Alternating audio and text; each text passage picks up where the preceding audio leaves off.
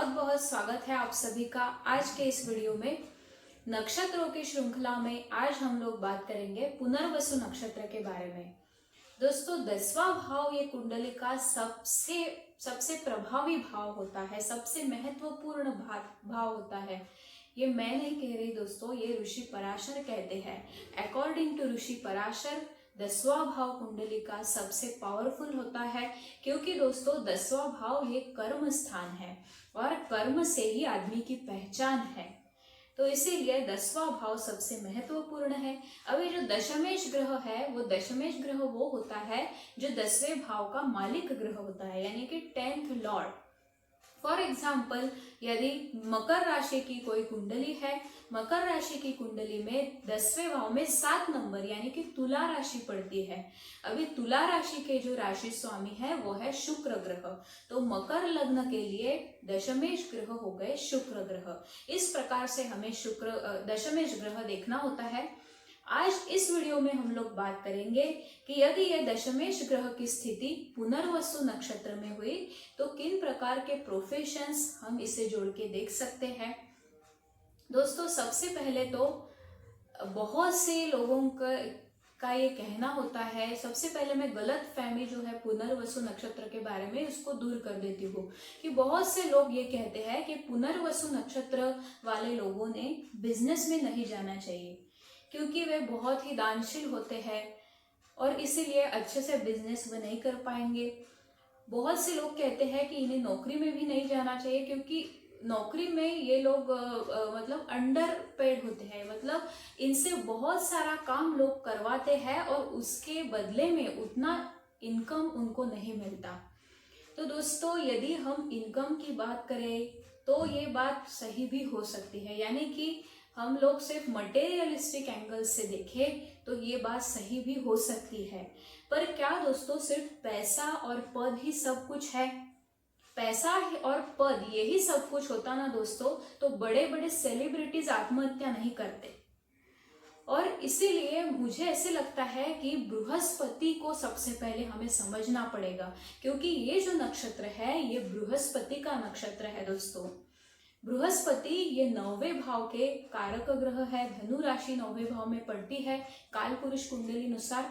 और 9वां भाव हम भाग्य से जोड़ के देखते हैं, भाग्य स्थान है, बृहस्पति भाग्य के कारक ग्रह है। अभी बहुत से लोगों को भाग्य का सही मतलब ही नहीं पता होता, इसलिए वो ऐसा कुछ बोलते हैं।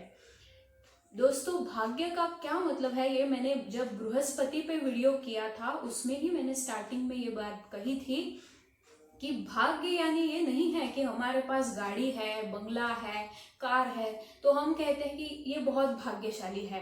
दोस्तों ये सही बात नहीं है। भाग्य का मतलब है कि समझो एक गरीब से गरीब किसान भी क्यों ना हो, यदि उसके पास एकदम साधारण सा उसका मकान है, थोड़ी सी खेती बाड़ी है, हाथ पे उसका पेट है और अच्छे से वो रह रहा है, वो भी ये महसूस कर सकता है कि अरे मेरे पास तो सब कुछ है। तो ये भाग्य का सही मतलब है, यानी कि हाउ फॉर्चुनेट यू फील, आप अपने आप को कितना भाग्यशाली समझते हो, अपने आप को कितना संतुष्ट समझते हो, ये भाग्य का सही मतलब है। और इस एंगल से यदि हम लोग देखेंगे तो पुनर्वसु वाले लोग जो है वो ये भली भांति जानते हैं कि सिर्फ पैसा और पद ये सब कुछ नहीं है। ये दूसरों की मदद बहुत करते हैं, ये बात सही है, पर इससे जो संतुष्टि मिलती है वो दोस्तों पैसों से खरीदी नहीं जा सकती। ये बृहस्पति का नक्षत्र है, बृहस्पति का कार्य ही यही है कि अनुभव से व्यक्ति को ये सिखाना कि भैया पैसा और पद यही सब कुछ नहीं है, इसके आगे भी बहुत सी चीजें हैं। तो ये लोग बहुत ही भाग्यशाली होते हैं, इन्हें सब कुछ मिलता है क्योंकि इस नक्षत्र की शक्ति है वसुत्व प्रापना शक्ति। इससे जोड़ा जो प्रोफेशन है, यदि मेनली उस प्रोफेशन को हम देखें तो वो है टीचिंग, क्योंकि ये बृहस्पति का नक्षत्र है, ज्ञान का नक्षत्र है। तो बहुत ही अच्छे टीचर हम इस पोजीशन से देख सकते हैं। ये टीचर ऐसे नहीं होंगे कि बस अपना सिलेबस खत्म कर दिया और बस हो गया, नहीं, ये ये जो टीचर है वो ये सही मायने में ये समझते हैं कि ये बच्चों को समझना चाहिए, जो भी चीज़ें हैं वो ये समझ सके, इस पे उनका काफ़ी जोर रहता है। और बहुत ही अच्छे टीचर्स, अच्छे प्रोफेसर्स हम इस पोजीशन से देख सकते हैं। अच्छे स्पिरिचुअल गुरु जो आध्यात्मिक प्रवचन करते हैं, ज्ञान देते हैं, ये हम इस पोजीशन से जोड़ के देख सकते हैं। जो अच्छे काउंसलर्स हैं, अच्छे एस्ट्रोलॉजर्स है, क्योंकि बृहस्पति ये एस्ट्रोलॉजी का भी कारक ग्रह है, ज्ञान को दर्शाता है। तो अच्छे काउंसलर, साइकेट्रिस्ट, ऐसे लोग जो दूसरों को सलाह देते हैं, दूसरों को रास्ता दिखाते हैं, ये सब इस नक्षत्र के अंतर्गत आते हैं। ये बृहस्पति का नक्षत्र है और धार्मिक स्थान है। तो धार्मिक स्थान से जुड़े जो भी लोग हैं, जो लोग एनजीओ चलाते हैं, समाज सेवी है, या फिर जो पुजारी है, मंदिर के पुजारी, ये भी हम इस पोजीशन से देख सकते हैं। दोस्तों, इस नक्षत्र को प्रभु श्री राम से जोड़ के देखा जाता है।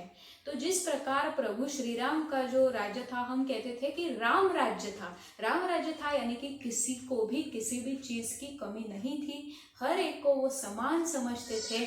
गरीब से गरीब जो शबरी है उसके यहाँ पे भी वे गए, उसके घर में गए। तो इस एंगल से यदि देखें तो इससे हम पॉलिटिशियंस, अच्छे समाज सेवी, जो लोग एनजीओ में काम करते हैं, ये हम इस पोजीशन से देख सकते हैं। यदि शनि जैसा ग्रह दशमेश होके पुनर्वसु में है तो इससे लॉ से जुड़े क्षेत्र भी हम देख सकते हैं। जो लोग जज है, वकील है, ये भी इस नक्षत्र के अंतर्गत आते हैं। ये नक्षत्र मिथुन राशि में है, अभी भी हम लोग मिथुन राशि में ही है। ये जो नक्षत्र है, हर नक्षत्र में 4 पद होते हैं। इस नक्षत्र के 3 पद ये मिथुन राशि में है और एक ही पद इसका कर्क राशि में है। तो हम कह सकते हैं मैक्सिमम जो ये नक्षत्र है, यानी कि 75% पुनर्वसु नक्षत्र ये मिथुन राशि में पड़ता है। और मिथुन ये कम्युनिकेशन की राशि है, जैसे कि हमने पिछले वीडियो में देखा ही है। तो बहुत अच्छे राइटर्स, नोवेलिस्ट, म्यूजिशियंस भी हम इस पोजीशन से देख सकते हैं, क्योंकि म्यूजिक ये भी कम्युनिकेशन है। हमारे जो फीलिंग्स है, हमारी जो भावनाएं हैं, वो व्यक्त करने का एक माध्यम है म्यूजिक, यानी कि। और बृहस्पति ये क्लासिकल म्यूजिक को दर्शाते हैं। तो ऐसे लोग जो क्लासिकल म्यूजिक से जुड़े हैं, क्लासिकल म्यूजिक के क्लासेस लेते हो, ये सब इस पोजीशन से हम लोग देख सकते हैं। दोस्तों, इसके पहला जो नक्षत्र था वो था आद्रा नक्षत्र। आद्रा नक्षत्र में जो है वो तूफान आया था, हमने देखा उसका जो सिंबल था वो था तूफान। और तूफान में क्या होता है कि सब कुछ नष्ट हो जाता है, सब कुछ तबाह हो जाता है। तो उसके बाद का नक्षत्र है पुनर्वसु, यानी कि पुनः वापसी है। हमें वापस से उन सब चीजों को क्रिएट करना है, बिल्ड करना है। तो यदि बहुत से आर्किटेक्चर्स, बहुत से बिल्डर्स, अच्छे इंजीनियर्स, सिविल इंजीनियर्स हम इस पोजीशन से देख सकते हैं।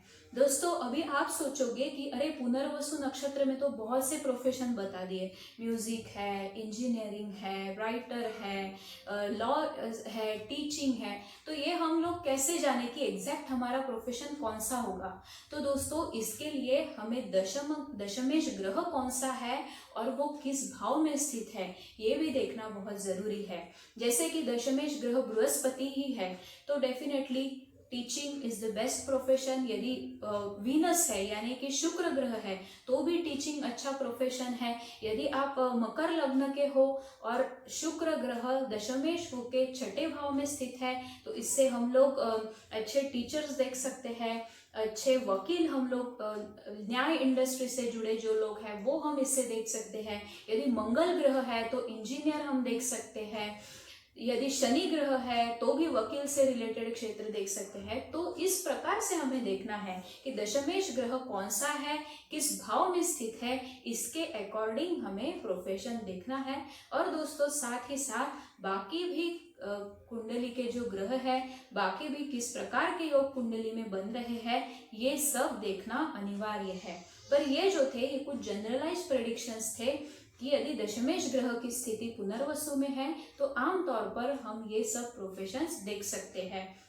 दोस्तों, यहाँ पे आपको एक चीज समझनी चाहिए कि यहाँ पे आपको बहुत सी चीजें ट्राई करनी होगी। समझो आपको आप यदि मैथ्स के टीचर है, आप मैथमेटिक्स पढ़ाते हैं, पर आपको उतना अच्छा रिजल्ट नहीं मिल रहा है, तो आपको साइंस भी पढ़ानी चाहिए, आपको हिस्ट्री भी ट्राई करनी चाहिए, या फिर आपको ये आप घर बैठे ट्यूशंस ले रहे हैं तो आपको ये सीखना चाहिए कि और किस प्रकार से मैं अपने बिजनेस को ग्रो कर सकता हूँ। आप टेक्नोलॉजी की मदद से, जैसे कि बहुत से लोग एप्स पे पढ़ाते हैं, ऑनलाइन टीचिंग करते हैं, तो वो भी आपको ट्राई करना चाहिए। क्योंकि मिथुन राशि है ये, मिथुन राशि में जो भी नक्षत्र है, मृगशिरा हो, चाहे आद्रा हो या फिर पुनर्वसु हो, इसमें ये कैपेसिटी है कि आप एक ही टाइम में मल्टीपल चीजें ट्राई कर सकते हैं, मल्टीपल चीजें सक्सेसफुली रन कर सकते हैं।